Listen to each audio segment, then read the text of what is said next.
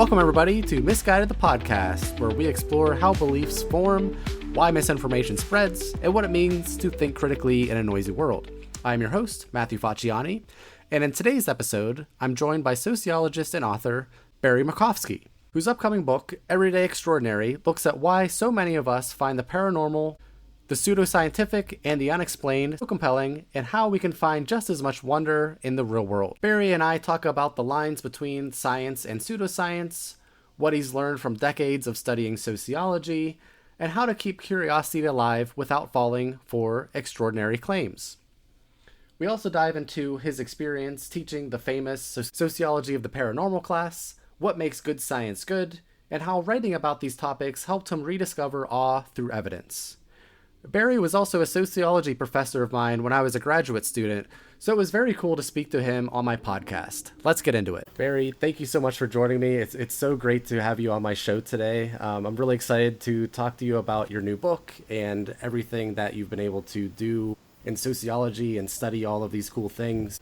But before we jump into your book and what you've been doing recently, I wanted to share with my audience a little bit more about your background and your journey into social science. So can you share more about how you decided to study social science and why you decided to become a sociology professor? Yeah, it's not quite a random walk, but as in most people's lives and careers, there are some small decisions that turned out to be very important. One of them was I begged my parents to buy me a book when I was, I think, about 14 or 15 years old. And I don't know why I kind of got obsessed with it, but it was a psychology textbook. And that was my first entree into the social behavioral sciences. I don't even know if the book was used in classes very much, but it was called Psychology Today, nothing to do with the magazine. And I did not love reading it very much at that age, but I did skim topics and I got very interested in optical illusions, I remember. They had lots of examples in the book. That put in my mind that I may be interested in psychology. And I took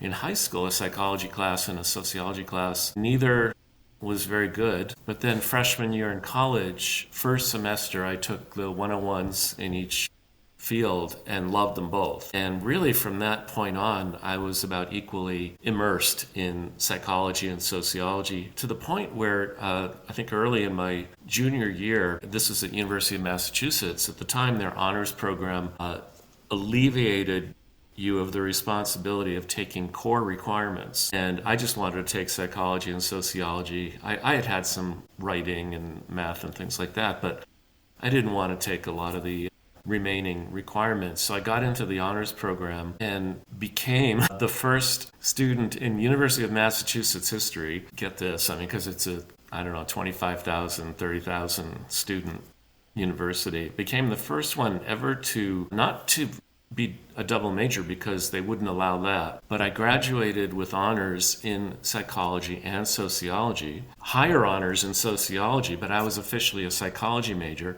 So I changed my major after graduating to reflect, so my transcript would reflect the higher honors, which at that point, it was just kind of fun and hilarious to play with the bureaucracy and see if my advisor and I could make that happen. And we did. I ultimately became a sociology bachelor's BA student. But having those two streams of background was fantastic. I was very interested in the crossovers and the areas in between, social psychology in particular.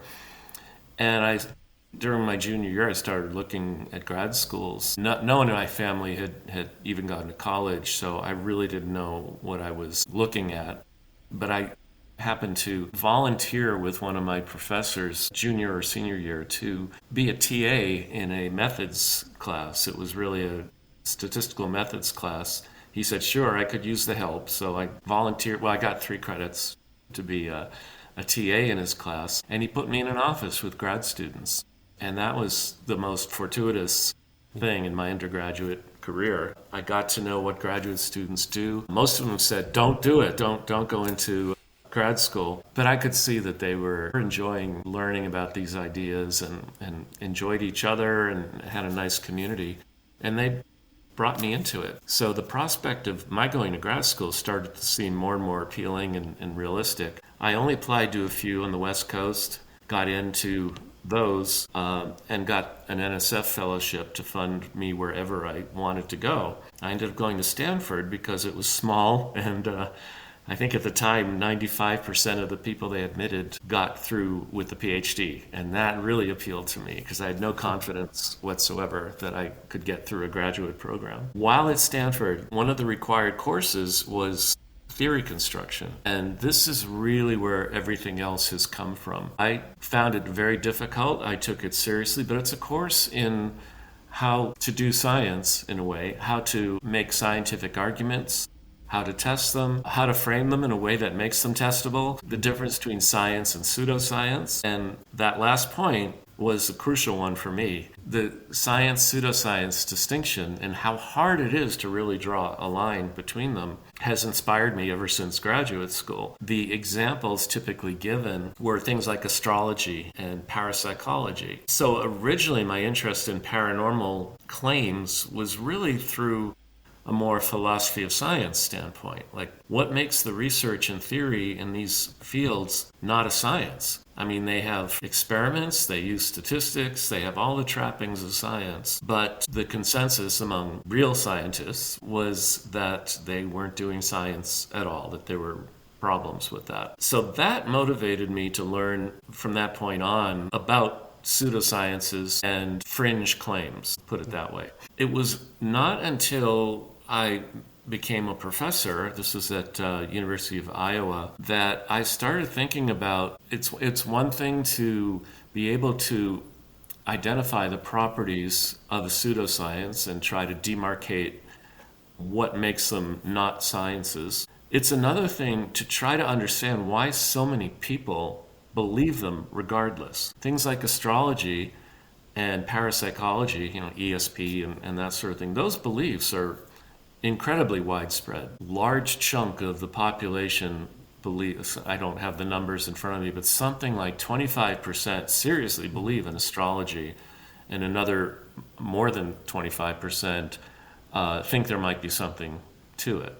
ESP, I don't know, again, might be 40%. It's a large number, especially if you extrapolate that to how many millions of people that amounts to in our country alone. Right. So those original interests in the demarcation issue between pseudoscience and science evolved into some interests in understanding how and why people believe in these things. And as a sociologist, my angle was always quite different from most of the writings on this question, because most of the writing was by psychologists. So they're looking at need fulfillment and things like that. I'm looking at social influences, like how does mass media affect popular beliefs like this? How does your family, how do your friends, how do your close confidants affect your beliefs? And I think that's at least as important as the psychological processes that are involved. So that's the deep background on that question. I really haven't studied it as a scholar. I was just going through my publications. Out of all my publications, I maybe have, not including the ones most recently, which weren't academic, there are only maybe a handful, 5 or 6 on these topics. It's not a popular topic in sociology, for sure. Sociology dances around the edges of pseudoscience itself. It has a lot of the same properties. Different aspects of sociology have some of the same properties as pseudoscience, but they really didn't want to hear about that. I didn't write too much on that subject, but I've always written about theory construction and the benefits of being more rigorous and explicit in our theories. Yeah, and I don't know if I told you this, but one of my favorite classes I took in graduate school was with you in your theory construction course. So I really I really enjoyed that course, and I think I was fortunate that when I was taking it, it was a smaller group too, if you remember. It was just like a few graduate students, so we could have really good conversations between all of us, and like sometimes we'd even meet at like coffee shops and stuff, so that was really cool. And the ability to learn the importance of theory construction and philosophy of science was really unique in my experience from just talking to other graduate students and other graduate students in the social sciences. I was always surprised at how rare that was. A lot of times they just wouldn't have a course on anything related to philosophy of science. So I was also curious if you could just share, like, how do we demarcate between science and pseudoscience? What are some like big highlights between how we know if we're doing good science versus not? So there are a few different approaches in the philosophy of science, which I don't keep at the top of my head. But in general, for instance, one approach looks at what the scientists do. Are scientists purposely trying to submit their claims to very stringent tests, or are they looking more for verification? Are they looking to try to falsify their claims? Or are they looking to find verifications of them? So, finding verifications would be a kind of built-in confirmation bias to that kind of approach. Also, there are those who have tried to enumerate very specific criteria that theories ought to satisfy in order to be considered sciences. And just maybe to name a couple, self-correction is a huge one. If a claim is made within a field, let's contrast astrology versus astronomy, for instance. First of all, well, what's the basis of that claim? Is it evidence-based, or is it some authority figure saying this is what astrology should look like, or this is what astronomy should look like? In a scientific field, that claim is attacked. And if it survives the attack, it will become part of the received theory at that point in time. The received theory in a given field will evolve over time. So astronomy today does not look like astronomy 200 years ago. The theories have developed, and certainly the data has the ability to get data to test the theories has developed as well. Astrology is pretty much the same as it was 2,000 years ago. It has resisted almost any attempts to modify, let me put it this way, astrologers have resisted attempts to modify its claims in light of what is known, in light of theories of physics, theories of geography, geology, theories of human development and such. So a big part of the demarcation for me is the attitude toward modifying what's believed to be the truth in that field. If all you're trying to do is protect it, you will succeed, but your field will remain static and won't continue to evolve and improve. If you're willing to keep an eye out for an accumulation of disconfirming evidence, for instance, then you know something's wrong. Was all the evidence gathered improperly, or is there a problem with the propositions of the theory that need to be looked at? So unfortunately, just as what I've been saying, it's a little esoteric. It's a little difficult. And that's one of the reasons that it's hard to convince everyday people that astrology's a crock, that it was just a kind of made-up system, and it's been promulgated through time socially rather than scientifically. Yeah, absolutely. I mean, the social processes are something that I think a lot about, and we can definitely dive into that in a little bit. But I was curious if you could also talk more about your class on the paranormal. So, like, when did you start teaching that, and what prompted that? Was it growing out of these ideas of pseudoscience versus science, or what did you think you always wanted to teach something like that? No, that didn't really come up until I think I started that about 7 or 8 years after I became an assistant professor at University of Iowa. And part of it was getting tenure and realizing that I could have a class that's a little bit more out there. But I took it very seriously, and I treated it as a fun way to teach about critical thinking. Early on, there was a lot more emphasis on science, theory, experimentation, testing. It was probably a lot drier. I did bring in cases. We talked about astrology and ESP research and things like that. But as the years went on, it always filled up whatever room it was held in. I should say that. But it started to have enough time and enough interest to really want to improve my teaching. Early on, you're just trying to get your research out there and you devote what you need to get a decent class out there. But I really started to think about how can we make this more appealing to students? And it gradually shifted into more of a case-based approach where I'd introduce a case. It could be astrology, it could be ESP, it could be ghosts, it could be I don't know, pyramids, pyramid power, superstitions. There are all kinds of cults. I mean, there are all kinds of areas. Even religion to some extent. I didn't take on religion per se, but I would take on specific claims about miracles. So we do a little unit on claims that there are statues of the Virgin Mary that cry real tears, things like that. And that leads into how to test things, where to look to find answers to these kinds of questions, and not to simply accept extraordinary claims uncritically. So that's kind of how the class came about and evolved. It's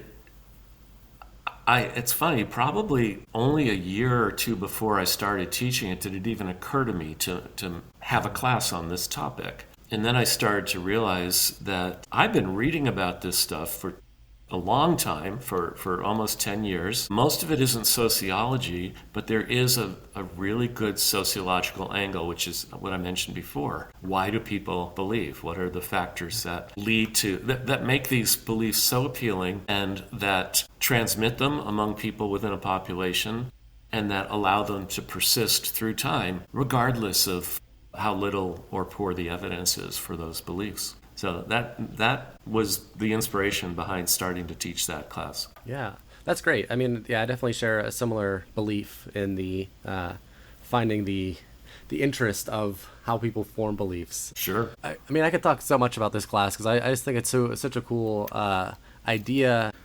I guess a couple other things I want to ask, or one other question about it. So when you taught it over the years, like, how did students receive it, especially students who they held these beliefs going into the class? That's a great question. Mixed.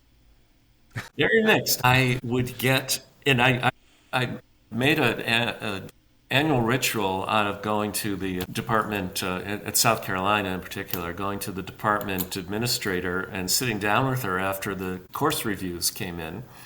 And reading her the most extreme ones at both ends. So I'd have a review saying, this class changed my life. This is the first time I've ever encountered anything skeptical about these beliefs. And it was so enlightening and I appreciate it. And some of these students even stay in touch with me over the years. On the other extreme, I had students who were furious at me. First of all, they didn't like the material. They thought we were going to tell ghost stories or something. I don't know. I don't really know what their expectations were. But they found it incredibly boring to drill into some of these questions and see what research exists and why they're implausible. I mean, I would always leave the door open for any topic that I was talking about, that better theory and better research could ultimately prove that these things, or strongly support that these claims are true. But right now, this is what we've got, and it's not much. Students found my teaching style this happens to all professors, even the great ones. I remember you may want to bleep this one, but one student said, I would rather have my pubic hairs pulled out with the pliers than sit through one more lecture by this professor. Oh, man, that's rough. But I had enough support from students. My department chairs always loved it because it would always fill up no matter what size the room was. And overall, the reviews were really fine, really good reviews.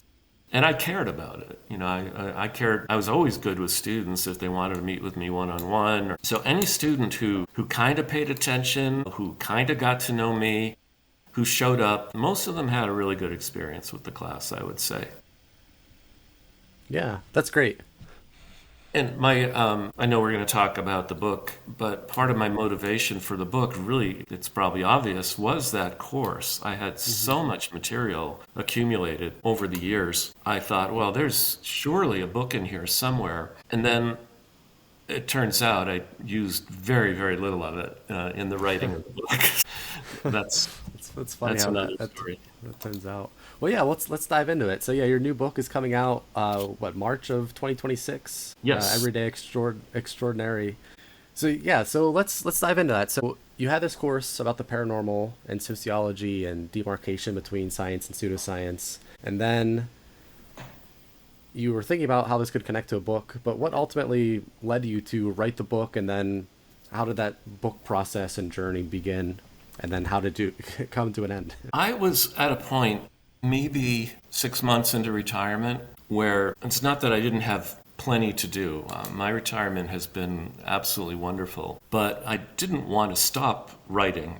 Certainly didn't want to stop thinking about things. And I've never written a book on my own. My name is on the cover of a bunch of books where I was a contributor or a co-editor or something like that, but this is totally different. I've certainly never written at length more than short articles for the general public. I did that a little bit in the past, and I've had media interviews where I practiced framing things for general consumption, and I thought, wouldn't it be fun to try to talk about essentially debunking paranormal claims in a mass market type of book? And when I started thinking about doing that, I said, well, there's a lot of books like that are actually out there now, and they're good, and I could not match those books in quality. These are people who spend all their time studying these things. And for me, it's kind of a hobby, a sidelight.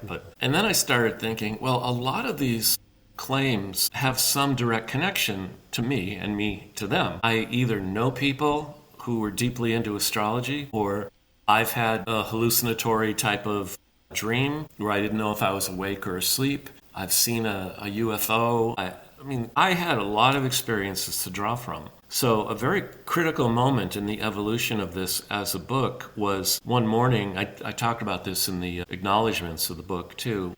One morning, I was thinking about chapters that I could write in that vein, where I have some kind of personal connection to it. And I came up with about 30 titles, much to my surprise. There were a lot of topics that I felt I could develop. I was having breakfast that day with a good friend who used to work for a now defunct publishing house here in Asheville, North Carolina, and she knew about the publishing business, and she's a writer. And I said, "Can you just hear these topics, these potential chapter titles? Tell me what you think." And I read them to her. She said, "You've got to write that book." She's acknowledged in a big way in the book because that gave me the motivation. She's someone who had gone through the writer's workshop at the University of Iowa. She knew writing. And as soon as I started working on that, fortuitously, again, someone that was in a COVID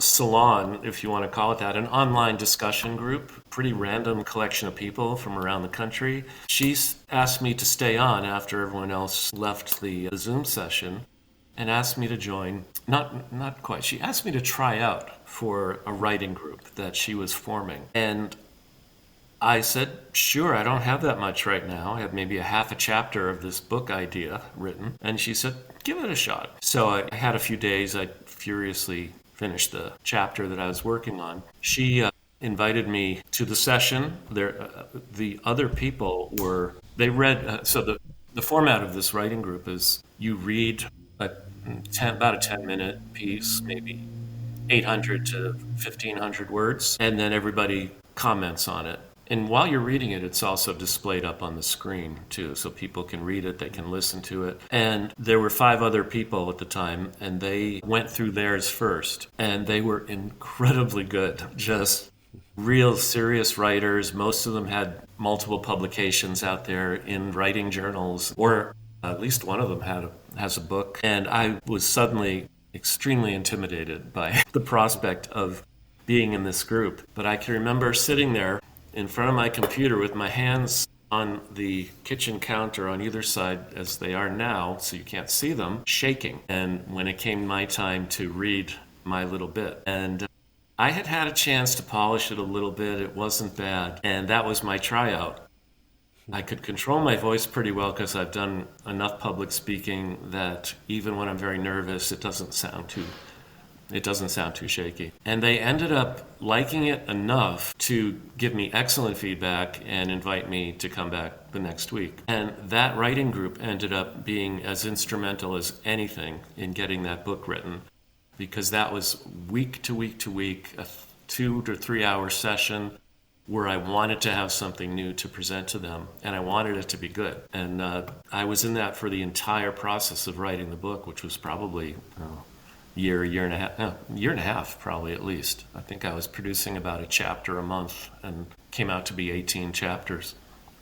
So yeah, that was some of the early motivation behind that. And have since I wasn't producing a lot of new material after the book got accepted, I dropped out of the group for a while, but now I'm trying to get back in. As a blog post writer, we'll see how they feel about that. Yeah, I mean, that's great. And I think even as you finish the book, like I know from my experience, there's so much more you can include. And it's actually helpful to continue writing because you can be like, I really wanted to get this in there. Like something new will pop up or a new idea. And at least you could be like, this connects to what I wrote about in the book. And now it's connected to, the present day that's in the modern discourse. Yeah, people I really know. liked the, yes, go ahead. I was just going to say, people should know who might be interested in writing. Do not be discouraged when you become so skilled at self-criticism that you don't like 90% of what you write. It's part of it, and that's a good thing. As long as it's not zero. I mean, as long as it's not 100% that you reject of your own writing. It's often the case that it takes multiple attempts to come up with something that satisfies you. And for me, even when that's the case, I will go over it 2 days later or 3 days later and shake my head like, why did I write that? And then try to improve it even further. That process has turned out, I mean, first of all, I never identified as a writer.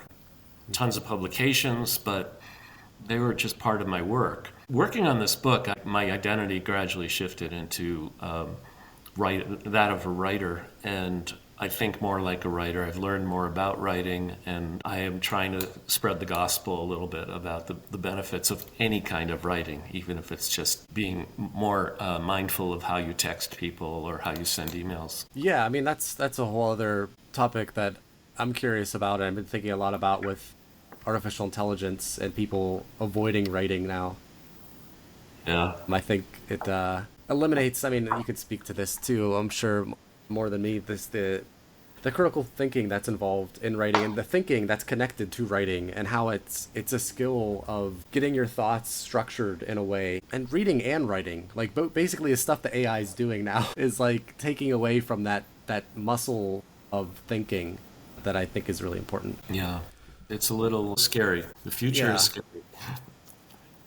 It certainly is, but I really enjoyed the excerpts that you sent me from your book, and I thought it was really cool how you wrote the personal stories connecting to the more analytical descriptions of the paranormal stuff and the fringe beliefs or however you want to describe them. And I was kind of curious, like how you decided with that. You call it the front stage and the backstage, and how did you decide that was the direction you wanted to structure your book? I think that came about pretty soon after I started writing the early chapters. And it really evolved out of the classroom teaching, where I would present a case, rarely anything having to do with me, though, but it would be a case about something that someone reported or some line of research that some people have conducted. And I would present it as they would have wanted it presented. Then I would say, okay, now let's take let's put this under the microscope or the telescope, as the case may be, and get a more scientific footing on evaluating the quality of the claims and the nature of the claims. So that was kind of a no-brainer. I also have a theater background in high school and college, so that aspect of theater fascinates me as well, the difference between the way people behave front stage versus off stage in particular. Mm-hmm. And yeah, it just seemed to work. And I maintained it really throughout every chapter, I think, of the book, because it was appropriate. Every single claim has what the experience was like for somebody who had the experience. And then the backstage would zoom out a little bit and say, well, this is not a unique thing. This extraordinary thing that you experience is really an everyday thing, which is where the title of the book comes from. And a lot of people have experienced it. And believe it or not, a lot of people have investigated it. Now let's see what they've come up with. So it was very fitting, I thought, for what I was trying to get across. I also tried very hard not to make the backstage too sciencey. It's scientifically motivated.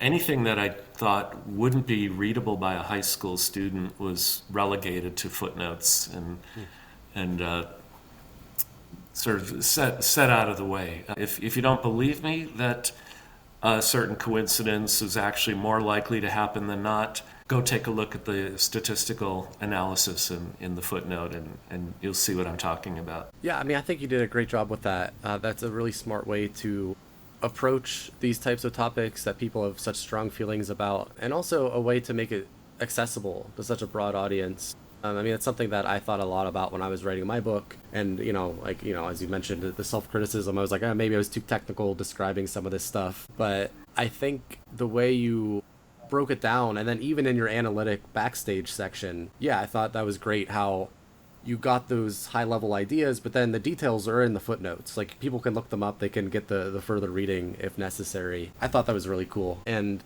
just the balance of making things personal and accessible and also scientific is something that's really challenging for, I think, any type of pop science writer. And it was nice to see a really cool example of that. So I'm excited to see how other people will receive it, because I think it's a really good addition. This is all credit to the writing group too. They were my, what would you call them, guardrails, I think, with the science. Only one of them is actually scientists, and the others are all coming from different literary directions: fantasy writing, memoir writing, fiction, straight ahead fiction. That is just such an ideal situation for being able to ask, do you understand this? Right. Do you see what I'm trying to get across and how I'm trying to do it? And they would gently tell me when they didn't get it or when they thought it could have been done better, and I listened to them. As I said, this is my first real writing project of this magnitude for a general audience, and there I had one that knew about writing, knew about publishing, and did not have the background, for the most part, in the things I was talking about. So they were just so fantastic. They are also heavily acknowledged in the book. Yeah, I mean, that's such a great opportunity to have that group. I mean, not only the social feedback and reinforcement and support, but then the expertise and the diversity of viewpoints that can complement your own background. I mean, I think that's really critical for anyone who wants to write a book. I didn't really have that much of a writing group when I was writing mine. I mean, I wrote mine during COVID, so it was like a lot of isolation, and there were some like online groups that I would do, but nothing to the extent that you're describing. I think that'd be really cool if I ever write another one. I think I would seek that out. That would probably help a lot. Yeah, these people are all involved in other writing groups too. As I said, they're real writers. They're full-time. This is what they really want to do. And they range in age from maybe mid-40s to early 70s, I think. And so they're taking it very seriously, and they're taking their time investment very seriously as well. And all of them have stuck. I mean, there are a couple new members now that weren't there, say, 2 years ago when I was more a regular member. But the others have all stayed with it, and they say this is the best kind of, the most useful kind of criticism that they get from any of the writing groups that they're in. And the fact that it's small, and that people are really paying attention to each other, and you get to know one another's styles and writing background and personal background to some extent as well. It's fantastic. I wish I could someday meet these people in real life. I think right now there are 3 on the West Coast, or 4 on the West Coast, and 2 in Great Britain, and I'm the anomaly being in North Carolina. Yeah, I mean, like I said, it's such a great opportunity, and certainly something that I've heard from other writers that have helped them in their process. I want to dive in to some of the content that I was able to read before our chat today. One of the chapters that I really enjoyed and thought was really interesting, and it's connected to some of my own work, was your chapter with Tina, your friend Tina, and some of her, I guess you might categorize it as conspiratorial thinking. Is that safe? Yep. The definition of it. So I was curious if you could kind of briefly share some of the highlights of that chapter, and especially how it connects to the sociology of belief formation and kind of what we can take away from both your front stage experience and then some of the backstage science behind it. So you've picked the very last chapter of the book, and it's by far the longest chapter of the book. And I think it's the best chapter, to the extent that I can even judge this at all. But it is, in a way, the most fictionalized, not in the science, but in the front stage material. There is no Tina. Tina was based on a kind of composite of my own daughter, who at one point did go through a phase of having conspiratorial beliefs, and one of my oldest best friend's daughters, who I have had probably as many nice talks with her over the years as I have with my own daughter. So the personalities are kind of melded together in this story. I also didn't want my daughter to be too embarrassed. There is no, my daughter's name is not Tina, nor is my friend's daughter. And she really does call me Uncle Barry, which is so sweet. I'm not her biological uncle by any means. But I was really struck on a visit to my daughter one time. She lives in Iowa, and where she grew up, but she's in Des Moines now. And I was there for a visit, and in the story, it starts out with a true event where she was throwing out a computer monitor because she thought that people were spying on her through the computer somehow. And it gradually came out in talking with her that there was this whole array of beliefs, sort of paranoid beliefs that she was suffering with. And some of them did have to do with popular conspiracies or widespread, not necessarily conspiratorial beliefs, but sort of superstitious, alarming beliefs, like that something mysterious happens that causes people to look at their clocks when it's 11:11 or some silly thing like that. But I was really struck with how these all for her formed a kind of interwoven clump of intractable beliefs, things that I couldn't talk her out of. And she would even say, "Dad, I know this is crazy, but," and then tell me about something that she believed in. None of this was the 9/11 conspiracy, by the way. So I chose that because I had a lot of information about it. It's a kind of a paradigm case of how a lot of pseudo-experts convince a wide swath of people that they have the appropriate expertise to make extraordinary claims about the characters involved in a conspiracy. It fit really well. I did take time to talk about some other conspiracies, popular conspiracies, both contemporary and from the past in that chapter. But yeah, that was the basis of it. So it didn't happen to me, except that because it happened to my daughter, because she was having these beliefs and they were affecting her day-to-day life and happiness, that affected me a lot. So it was a very emotional realization that she was caught up in this. It really brought it home to me that pretty much anybody could be caught up in this. And it was also a clear example where she wasn't just looking at the internet. She was being influenced strongly by the people she was hanging out with at the time. So those aspects are brought into the story as well. Every element of the story except for the character herself is true. Mm-hmm. So I allowed myself some, I would call that creative nonfiction writing in that chapter more than most of the others. Yeah, no, that's interesting because I was curious about all of them because from what I've read, you don't explicitly say, like, at the beginning, this is a true story, this is not a true story. But I think it doesn't really matter. It's like you say, creative nonfiction. It's a hypothetical or an example. I started my book with the story of this guy on Facebook, John, and that's kind of a composite of people that I've seen and people that have told me similar stories of just like, oh, you remember this guy? He was, maybe a little eccentric, and then all of a sudden he's just posting this crazy stuff on his Facebook, and then you can just like see the timeline, which is interesting about social media is you can actually like timestamps people's beliefs over time, and you can actually look at like what might have happened at a certain point, and you can see how those beliefs change and become more extreme. So I was curious if you wanted to share like anything specific about just how we think about beliefs in a sociological process.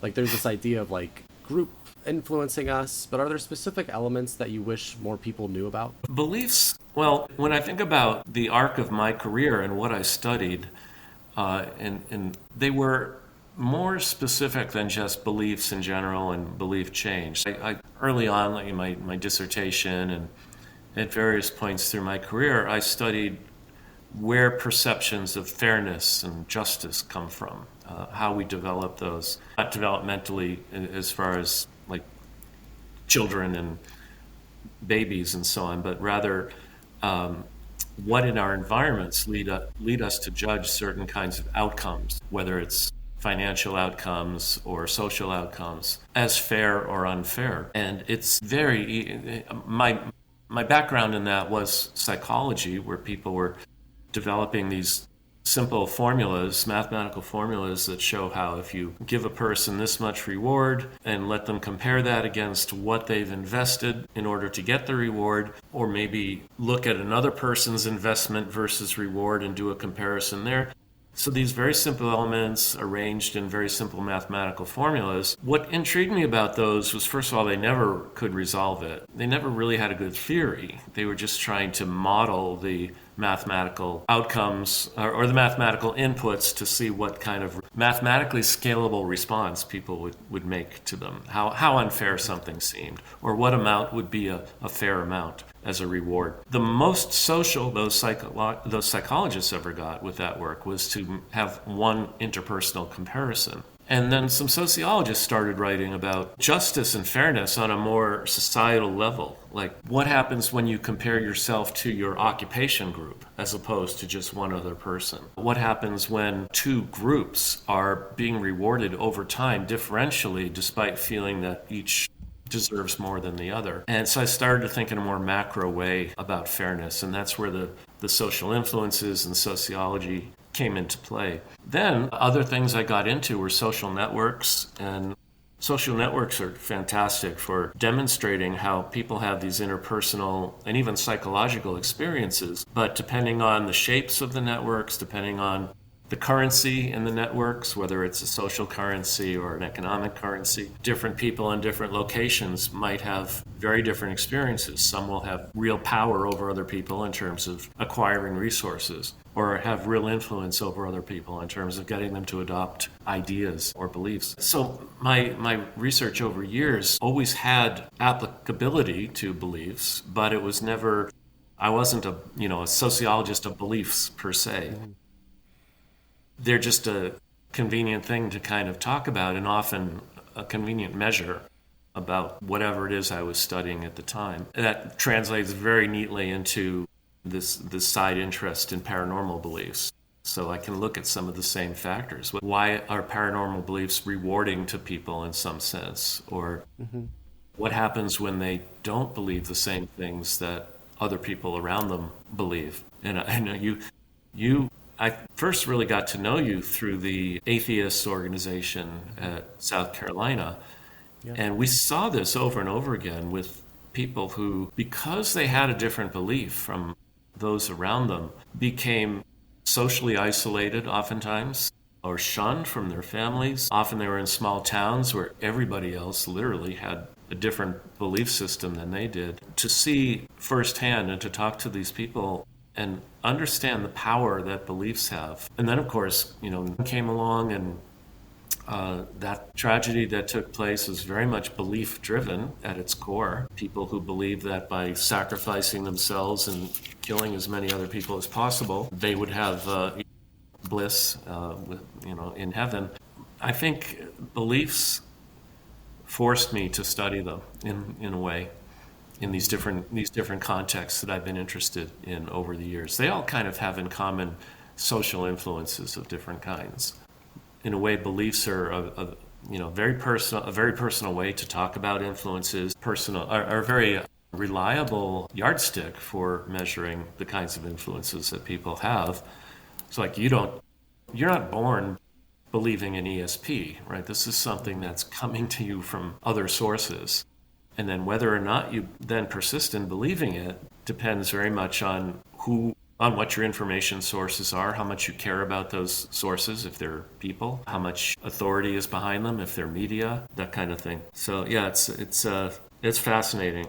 I've not lost any enthusiasm for this stuff since I got my PhD in 1983. Yeah, that's great. I mean, I remember joining the atheist community at University of South Carolina, and one of the big reasons I joined that community was I was not religious, and I was moving to a new city, a new state that I'd never been. I didn't know anyone, and I just see all these churches everywhere, and it's such a big part of the culture was religion, and I'm like, well, I'm not religious. And this it was very overt. I could feel the difference of belief. It's an interesting kind of thing to think about, how your own beliefs connect you to other people, and then being in a physical space where you feel like you don't belong and you're kind of seeking out that community. Yeah. I don't think it had started long before you got there. Remember Andrew Cedardahl? and another guy started this. I was just in touch with Andrew yesterday, by the way. Oh, that's cool. Yeah, he's fantastic. He works in the Attorney General's office. He's Assistant Attorney General in Iowa. Since my daughter's still there, we get together every once in a while. But anyway, he recognized that there are all these, I wouldn't call them institutions, but organizations for sure on campus that promote and create solidarity among people with particular beliefs. Different religious organizations I'm talking about. And he recognized that there are probably some people who are non-churched who may be questioning religion or agnostic or just interested in finding out more about what non-believers think and how they got that way. And he started that, originally it was the Pastafarians, and then he found out about the national organization, Secular Student Alliance, and went through the process of having us become, as a faculty advisor, having the organization become an affiliate to the national. I don't know if I said that right. The local organization became an affiliate of the national organization. Yeah. So I don't know if that exists anymore, but at the time it really seemed to find a niche. And I remember going to meetings with 50, 60, 70 students showing up. I remember you presenting at least one of them. Yeah. Wow. Yeah. It was. It feels like a long time ago. I guess. I mean, Yeah. I guess it was, but it was great. I really appreciate it, and I appreciate that you were helping that group form because it was such an important cultural moment. I think there was a lot of people, a lot of non-religious people seeking community, and to have those types of organizations physically present on campuses and in communities, especially in the South, was really important for a lot of people. Yeah, this is Columbia, South Carolina we're talking about, and I don't know how many times I heard people say, when I first moved here and I would meet someone new, the first question they would ask me is, do you remember? You go to church. Where do you go to church? Yeah, I remember. It's a big cultural difference if you're not from the South and or any highly religious community, highly Christian community. So again, it was strange because like on the one hand, I had my grad student friends that were mostly non-religious or a-religious, and then it still was like, I don't know, it got me thinking about community and beliefs and the importance of finding your people that can help you make sense of the world as we all try our best to navigate human experience. And this was early in that, I mean, they call it the atheist movement, but I think that's a little bit of a misnomer. It's more agnostics and questioning people. And of course, some dyed-in-the-wool atheists as well. But this is when Sam Harris published a book, Richard Dawkins published a book, a couple others came out, and within a period of 5 or 6 years, they had this big impact as far as making the broader culture aware that there is this 10% or whatever of our society that thinks very differently from the rest. Yeah. And I remember our organization took it upon itself to show that we are good without God. We're good people. And they did a lot of charity work and community service and things like that. And they were good people. Mm-hmm. To a person, they were excellent. And to this day, Andrew, one of the co-founders of that organization, in the Attorney General's office, he took my paranormal class as well. His main thing has been rooting out people making pseudoscientific claims for profit. Mm. And prosecuting, and it's a tough row to hoe legally. He's fighting the good fight in Iowa. Wow, that's awesome. Yeah, I definitely needed for sure to have. Yeah, I mean, we could talk a lot about the unfortunate people who take advantage of these social processes for profit. People that feel uncertain or isolated, and they provide you with whatever you want to hear. As long as you're paying the money. Personally. I have no problem with people believing in God, with people believing in angels, with people believing in ESP or astrology or anything else. What gets me riled up is when some people try to exploit others based on those beliefs. So if you're trying to get someone to believe that your dietary regimen is going to cure them of cancer or prevent cancer, and we know that the evidence for this is virtually zero, and yet you're taking money for it. I despise that. That motivates me to try to at least get people to think more critically about extraordinary claims. So that's always been kind of behind this. I'm personally interested in religious claims and all these other paranormal claims because I wish so many of them were true. I would love it, if I could be reunited with family members in the afterlife, or even cats that I used to have. I wish I had real powers of ESP, the whole thing, like anybody does. But wishing does not make it true. And as I started to learn more about how to investigate these claims and what others have done to investigate them, I found that even more interesting than the claims themselves. I want to be part of that. I want to study these things and learn more about them, because the stories, the scientific stories of how we might go about testing ESP, and even the scientific stories of how people have systematically misinterpreted some of the results in favor of ESP.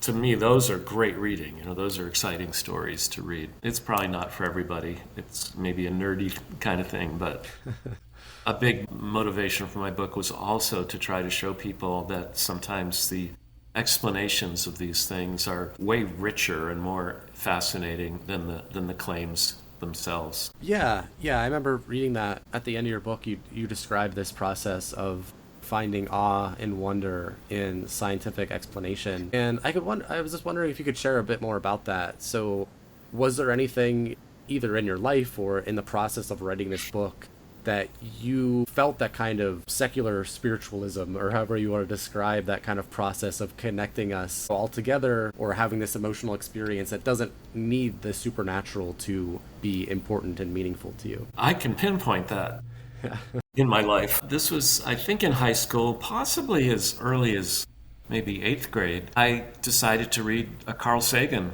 book. The first one I read was Dragons of Eden, and I read Broca's Brain, and I think I read one or two more after that. Among the things that struck me was I knew he was an astronomer, but so much of what was in the book was sort of pan-scientific. He talked about evolution and neuroscience and a lot of other things. And it was pretty clear from these books that he was not a spiritual person in the traditional sense, in the religious sense, but that he felt and was so good at expressing that sense of wonder and awe at how the scientific frontiers have been pushed back over the years, over decades and centuries. And again, I read that stuff and it's like, I want to be a scientist. I want to be part of this. I wouldn't say I have any extraordinary skills at math or chemistry or biology. I'm just sort of deeply curious, and mainly because of those things that I read back in high school. Stephen Jay Gould was another author that he mainly wrote about paleontology and evolution. And these guys would not just talk about their subject matters in the book, but they would also talk about what now I recognize as philosophy of science, although they couched it in a way that anybody could understand and appreciate. Those are the early inspirations, and I remember that feeling vividly.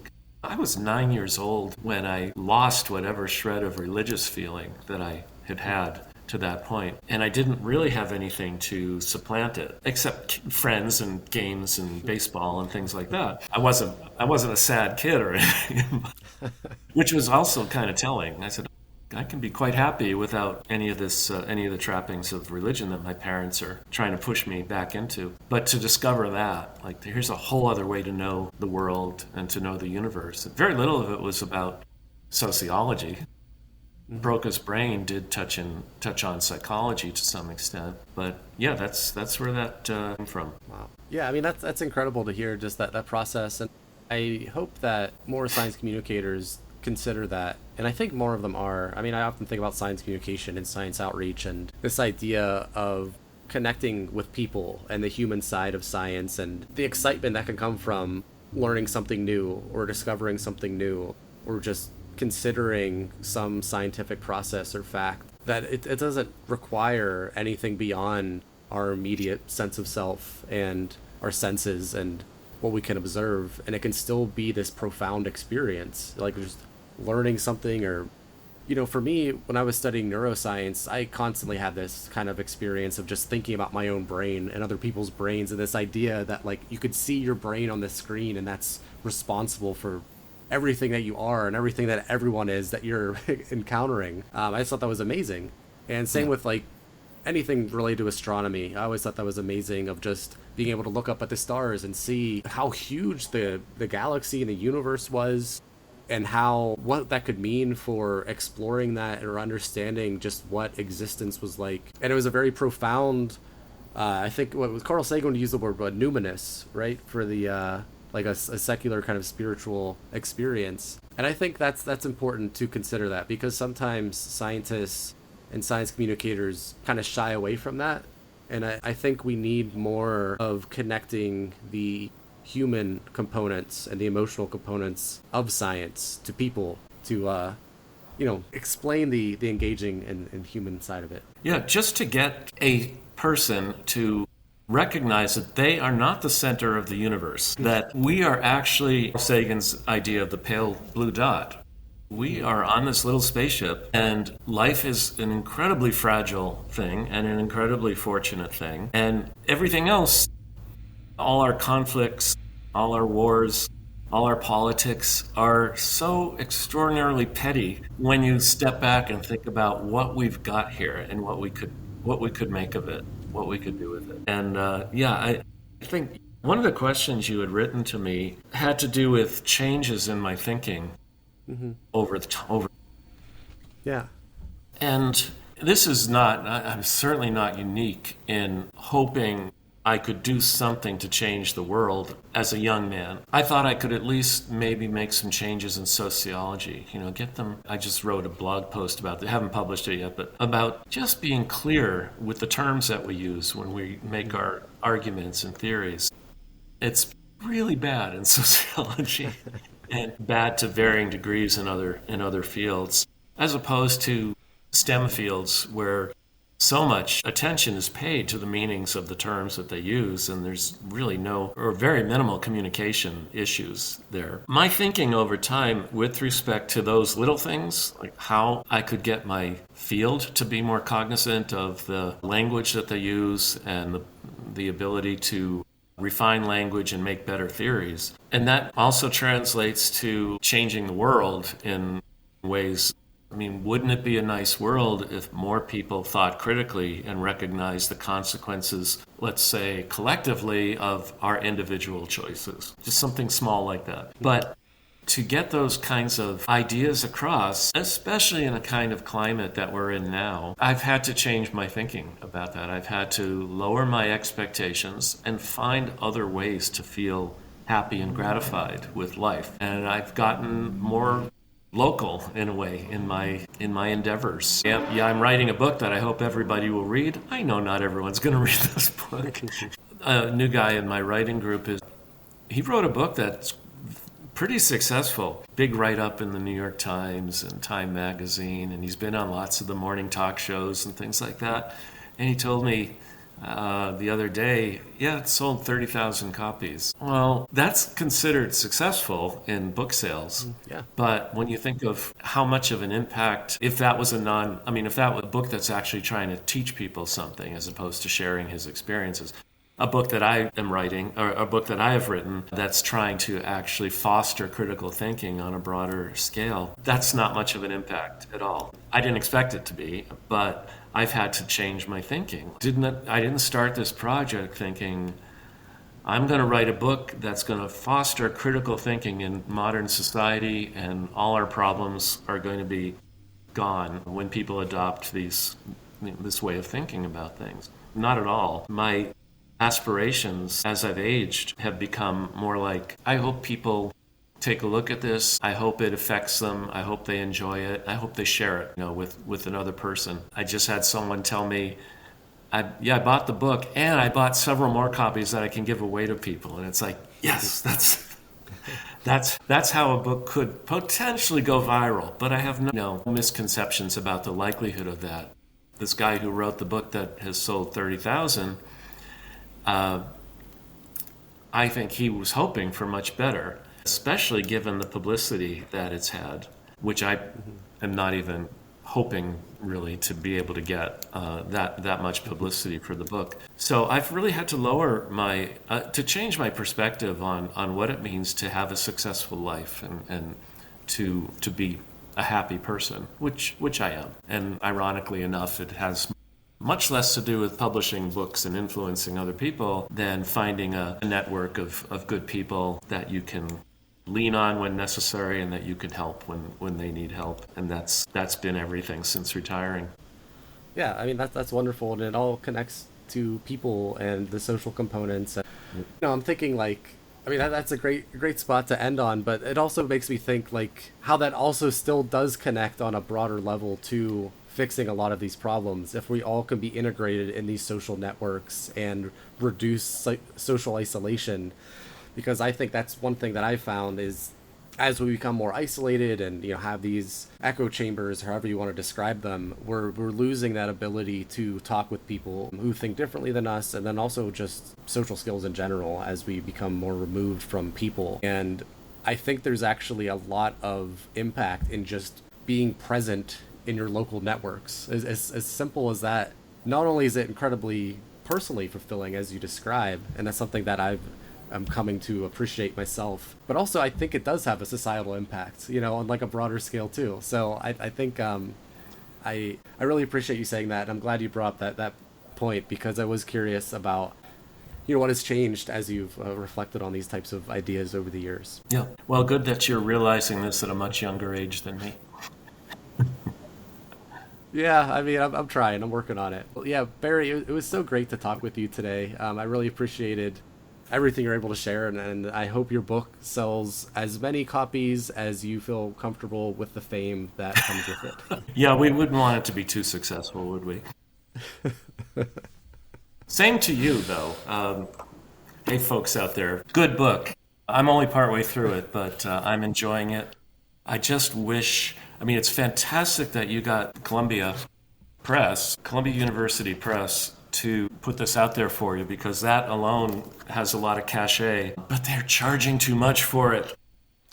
I know. It wasn't so expensive. The hardcover is like, forget it. I got lucky with that. Yeah. My book publishing game, you've probably learned a lot more than I know right now, but I'm glad the price point on mine is something like $29 for the hardcover, and right now there is no paperback edition. Yeah. And we'll see how that does. Yeah, for sure. Well, yeah, well, thank you so much for joining me. It was so great to talk with you, and I'm sure my listeners will enjoy hearing your perspectives on everything. I appreciate it. Thanks for taking the time with me.